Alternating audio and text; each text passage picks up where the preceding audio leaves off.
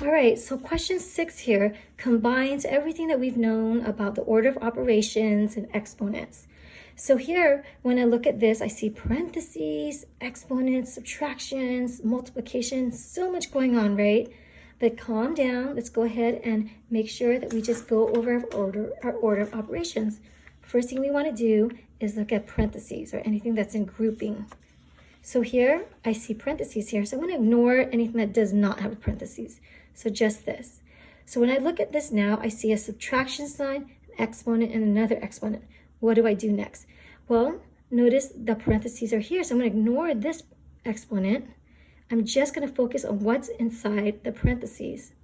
Inside the parentheses, I have subtraction and exponent. Which one goes first? Well, if you look back at here, exponents go first, and then subtraction. So when I'm only looking at 1 minus 2 cubed, I know I'm going to do the exponent first. So again, do have ton of vision and ignore everything else. Well, 2 cubed, if I look at this, it's only the 2 that's being cubed, not the negative. The negative is not inside the parentheses.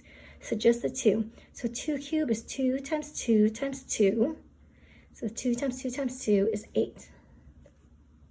And then I have 1 minus 8. 1 minus 8 is negative 7.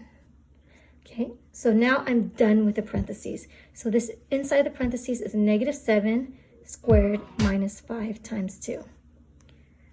Next up, I see exponent.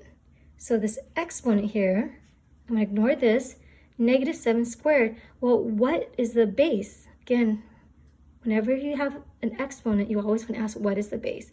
Is the base 7 or negative 7? Well, notice negative 7 is in the parentheses, so that means negative 7 is the base. So to evaluate this, negative 7 times negative 7 is positive 49. So this whole thing becomes positive 49.